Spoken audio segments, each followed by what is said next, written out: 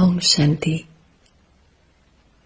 We continue our journey together with the same aim, which is to research in the laboratory of our mind in order to discover, not only intellectually, but in our heart, in other words, to experience different aspects of Gyan. And today we are shining light. We focus our attention into what is the real family. The very nature of each soul is fullness, and this implies naturally freedom. Freedom that comes when someone does not need anything. They are so full, so complete within that there are no margins for dependencies. So this is one of the wonders of human nature, to be full, like the seed of a tree. You cannot add, but you can also not take anything away from the seed. It is simply perfect. This is our original, eternal form, eternal nature. And this is such a blessing. This is such great news that each one of us is destined to be full, to be perfect within the self. And another aspect of our nature which is equally beautiful is of sharing. Each and every one of us has a whole unique universe within the self. And it is our very nature to share it with others. And it is this a natural tendency of sharing within each one of us that pulls us onto the world stage. And it is here in this physical world that we have the opportunity to experience the self and express the self and share this beautiful self with others, to share our uniqueness. But like with every aspect of life, in Iron Age, everything is mixed and distorted by the ego. So our natural nature of sharing, which is otherwise the result of our fullness, of the sense of abundance within, or the natural experience of divine qualities, because of the ego, has now changed into needing to take from others what we already have within. And on the top of this, we also share in the wrong awareness. So we don't see the self as we are, as a soul, and so we don't see others as souls. So we share as a role with roles. An example that could illustrate what has happened to us is maybe this of, let's say, a family deciding to put up together a small drama, a small performance, and they decide to play the role of different animals. Someone is a dog, someone is a cow, someone is a pig, and the whole performance is for the sake of entertainment, and nothing in the performance is real, so they pretend that they have certain feelings, but it's all a performance. And when they are clear, they are very aware while playing that behind those roles and perhaps the costumes they wear, there are the members of the real family. In ancient Greece, in the times when the drama took birth in Greece, they used to wear some masks when they used to play out different roles. They used to wear a mask that was smiling, a mask that was sad. So it was very easy to see the person that would hold the mask. So in the same way, we as actors, as stars, hold the masks of the bodies. And in the example that we used, this family that is playing out the various roles of different animals, they wear the costumes or the masks of the animals. So in clarity, they're very clear that there are no feelings for the animals. They play out the role, but the feelings remain for the ones who are real, the ones who are behind the masks or the costumes, the real family. Imagine now if some of them or all of them forget completely that they are a family that is very happy together, and they start creating feelings based on the masks and the roles that they play out. How would this feel like? Would you ever trust those feelings, whether good or bad? No, because they would be feelings based on illusion, not feelings based on the real people, on real life. So this analogy is a micrography, meaning a smaller picture of what has happened to us as eternal, real family of Baba, of stars, of souls.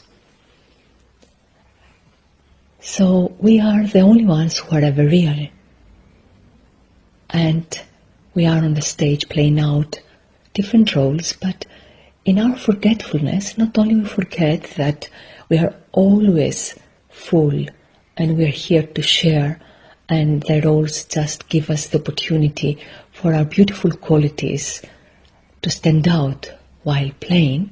So not only we forget this and we start having feelings based on the roles, but then we also start creating the attachments and finally identifications.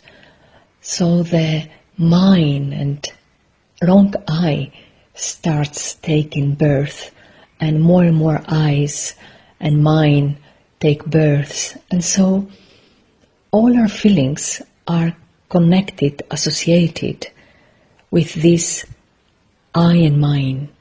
So I now have forgotten, first of all, that I am full, I need nothing, I'm here to share my divine qualities. I forgot myself, so now I don't experience my qualities.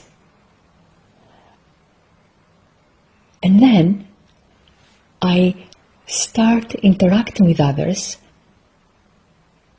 on the basis of this false sense of neediness that I have created. So I don't share anymore, in other words, but I take. And whatever exchange of feelings I have them based on the roles, and I limit even these feelings that are based on the roles to mine and I, So I have feelings of love based on the role, not based on the soul. And these feelings are now limited to who is related to my role, to my family, limited family, to my friends, limited friends, all based on body consciousness, on role consciousness. So, if we want to go back to the essence of Gyan, which is what we should always do, because even within Gyan there can be expansion and lose the point. So, Baba always brings us back to some basic points. Everyone is a soul, everyone is member of the same family of souls, and we have the same home and the same parents. But in order for this to be a real experience, we have to completely let go of the role and the sanskaras and all the feelings we created in our delusion. So let us now research, let us experiment with these very simple thoughts with the aim to really experience all these words and all these nice ideas that people are sharing, and even we as Brahmins share, that we are one family and that we are brothers. Because it is possible that when we are in body consciousness, and when Baba says that you are a family, that you are one family, yes, of course, in a certain context, Brahmins are the family of those souls that managed at some point, which is now in conference age, to wake up and to experience soul consciousness on the stage and to share these highest consciousness and highest qualities and whatever they experience from Baba amongst themselves here while on the stage. And so this, of course, creates a very certain, very sacred, very unique bond of recognizing, of experiencing, of sharing these high divine qualities while playing. In other words, being awake and recognizing that there are divine beings in one family while they play their role, even in limited families like in Golden Age. So this is one thing, but it's very possible to identify with the Brahmin family. And Brahmin family means the ones who are awake. And instead of experiencing the awake stage behind the Brahmin role, it's very possible that we create another identity, that we, the BKs, and having special feelings for the BKs. For someone who is awake, whether someone is on this path or not, whether someone will ever awake or not on the stage, the feelings are the same. But of course, if another person is awake, then of course there is sharing that makes the relationship more complete.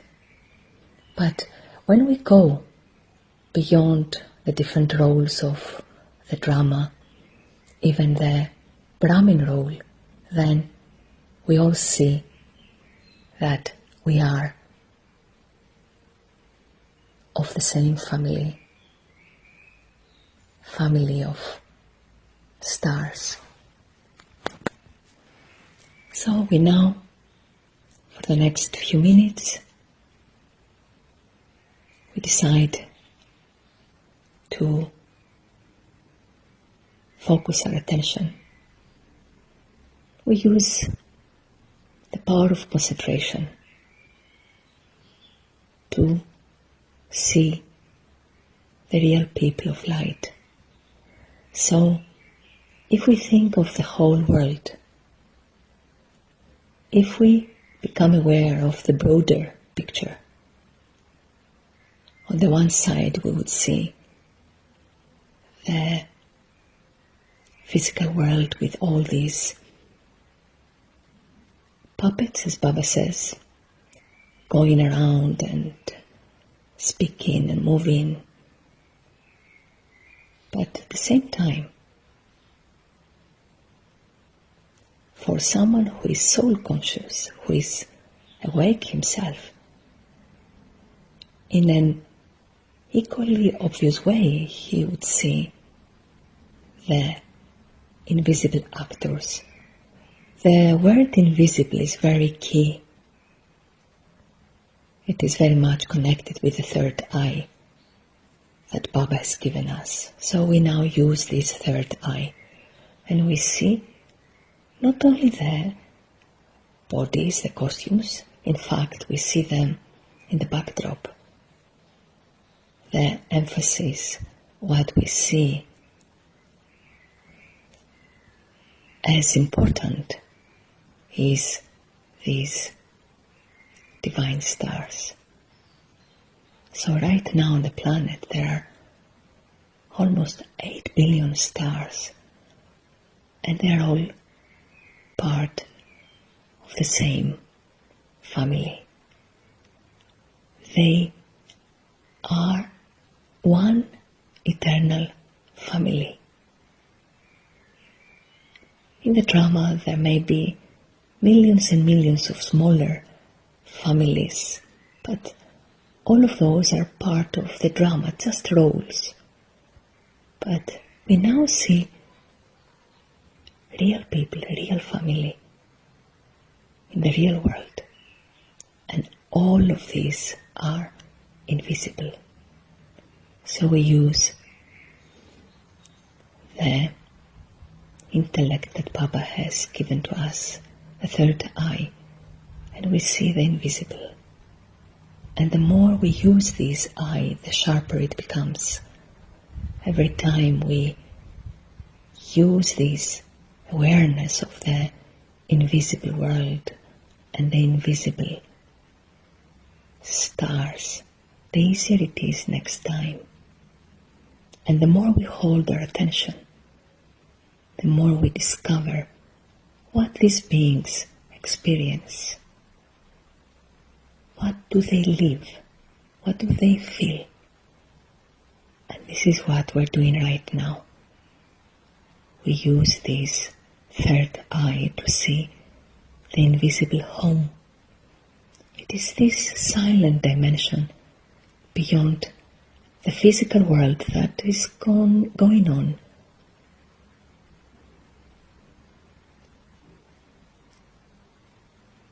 We let the drama continue according to the script, but we make it small and distant. And the role we use is one of the billions, small and insignificant.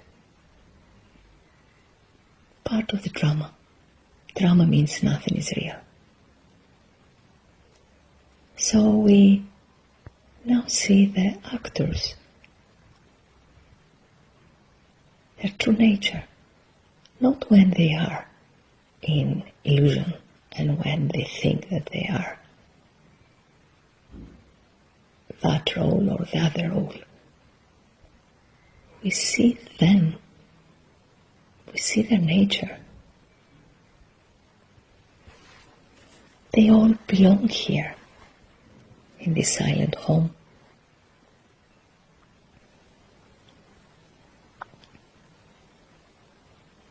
They all feel that they are immortal. Nothing can ever happen to them. Because their world is like airtight. Their home is airtight. Nothing from the drama can ever enter here.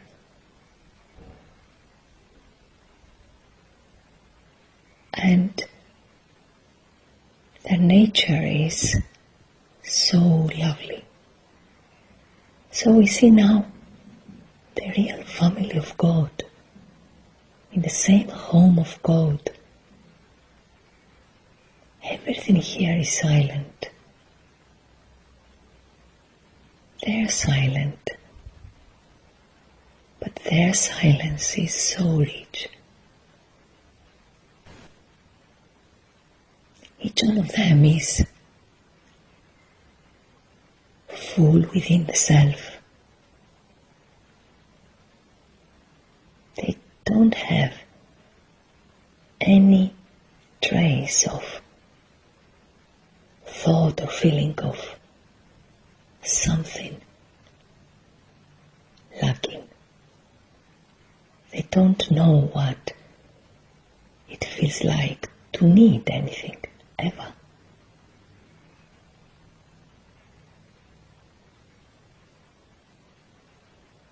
Can we grasp this now? They experience these feelings constantly. The feeling of deep contentment.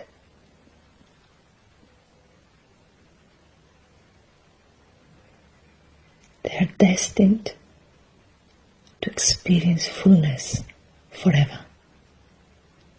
What divine, what angelic fortune this is.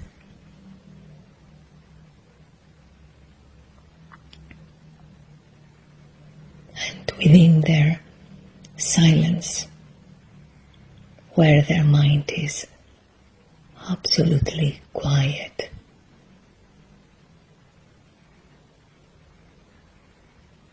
experience love. They're full of love. They feel love for their eternal family of beings of light. They have a very sweet bond of love that they share in silence.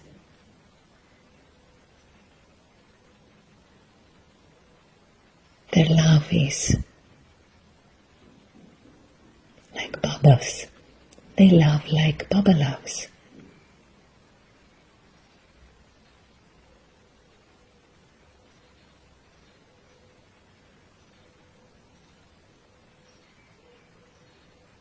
Their communication is through this silent love. Their love is angelic, altruistic, unconditional upon the small drama with all those limited roles that are just for entertainment. Their love does not have conditions and reasons, does not need reasons. It is their nature to love. But they are also all so lovely and so worthy of love. Love and the highest respect, because they are all viceless. They are all so clean and pure. They're real angels. Their past is angel, their present is an angel, their future is angel, their eternity is angel. Their nature is like children's, innocent, harmless. They only know how to love and how to be happy and share their love and share their happiness. Not with words, not with poems, not with songs even in the drama, but in silence. They share constantly love, and they also feel loved.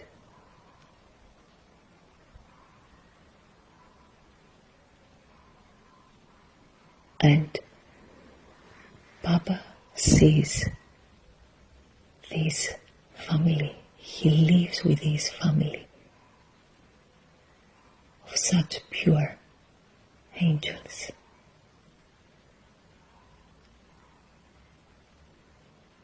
This is their life, their eternal life, silent life.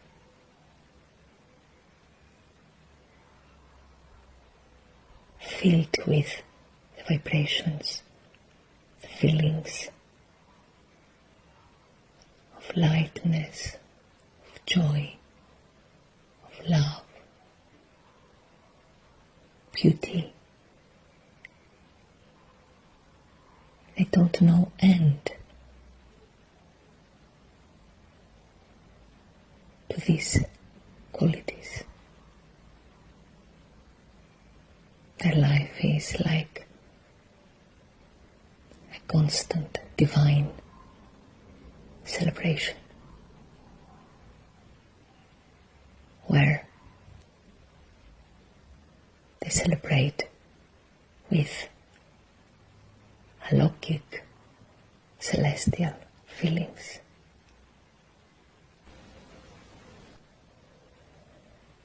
It is these beings that come on the stage, and when they're simply conscious to who they are, when they don't forget, this is the energy that they bring on the stage. This is what they share with their family. It is the same family on the stage of these beings of light. So when they communicate, yes, they play their role, but they clearly see the one behind the role. They bring this unique angelic energy on the stage. And they know that most of the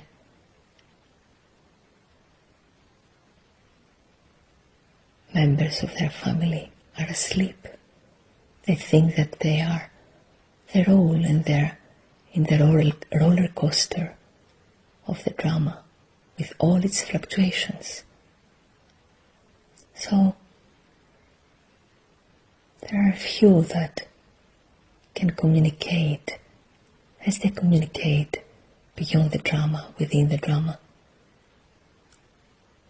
Beyond the drama, everyone is awake. Within the drama, it is only now that this family starts waking up again.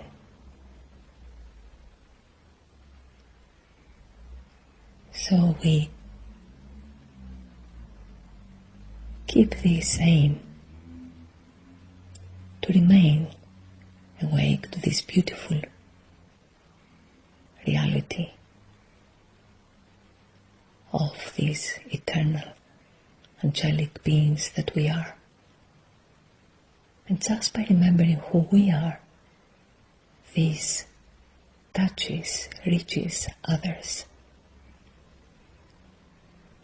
so that they can also wake up and remember that we are one family, eternal family of God in a real sense. So we are on the stage now, and with this little extra caution,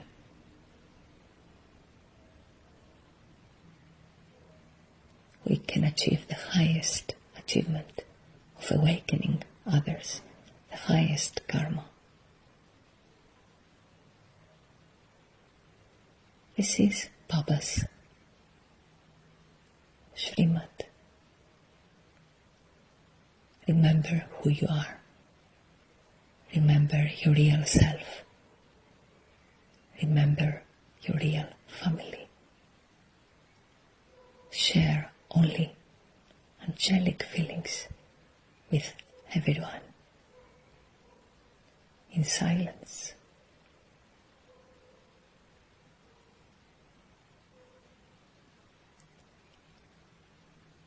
Om Shanti.